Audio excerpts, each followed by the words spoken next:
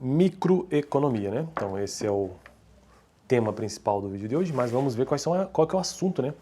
Preferências quase lineares e a sua aplicação na utilidade, né? Vamos lá. É um vídeo bem rápido, bem básico, só acompanhando o texto mesmo aqui, né? Eu estou construindo uma playlist nesse canal sobre microeconomia, que é uma playlist específica de economia. Microeconomia é uma grande área da economia que se preocupa, basicamente, em entender a economia, como diz a própria palavra, no seu estado micro, ou seja, nas relações entre famílias, empresas, pessoas, né, em questões mais próximas da vida real das pessoas. A microeconomia é a economia real, do dia a dia, ou seja, o que determina o preço, o que é uma restrição orçamentária, o que é o orçamento das pessoas, coisas desse tipo. Tem uma frase que eu sempre menciono no início dos vídeos de microeconomia, que é o seguinte: as pessoas escolhem as melhores coisas pelas quais podem pagar. Isso aqui define muito do que é a microeconomia. Então, as pessoas poderem escolher, isso refere-se a mercado. Então, a microeconomia também se preocupa em estudar o mercado em si, né?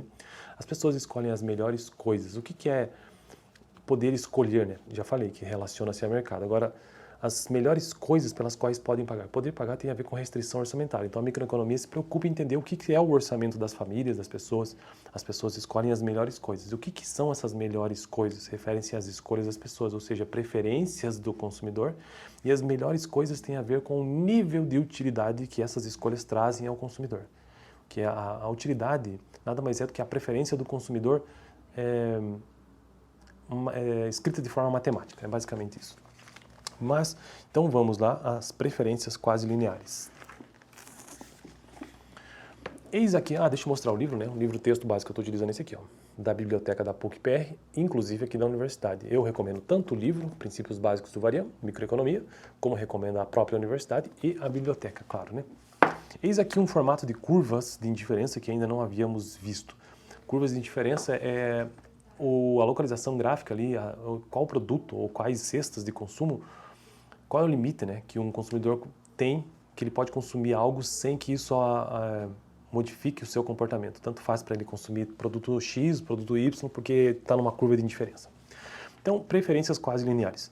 Eis aqui um formato de curvas de indiferença que ainda não havíamos visto. Suponhamos que um consumidor tenha curvas de indiferença que sejam traduções verticais umas das outras, como na figura 4.4. Isso significa que todas as curvas de indiferença são apenas versões deslocadas de uma curva de indiferença.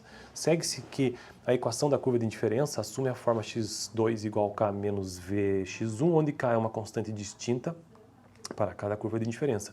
Essa equação diz que a altura de cada curva de indiferença é uma função de x1 menos vx1, mais uma constante k. Veja que microeconomia é bem matemática, né?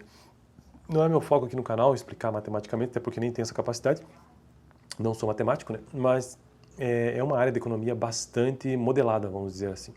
Valores maiores que k resultam em curvas de indiferença mais elevadas. O sinal de menos é só uma convenção, veremos posteriormente por quê. O modo natural de rotular aqui as curvas de indiferença, neste caso, né, de quase lineares, é mediante o uso do k, que é uma constante, que representa, grosso modo, a altura da curva de indiferença no eixo vertical.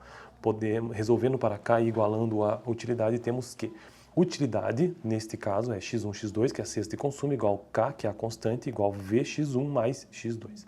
Nesse caso, a função de utilidade é linear no bem 2, mas possivelmente não linear no bem 1. Daí o nome de utilidade interessante isso aqui, ó.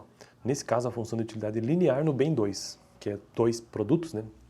Mas possivelmente não linear no bem 1. Daí o nome de utilidade quase linear, que significa utilidade parcialmente linear.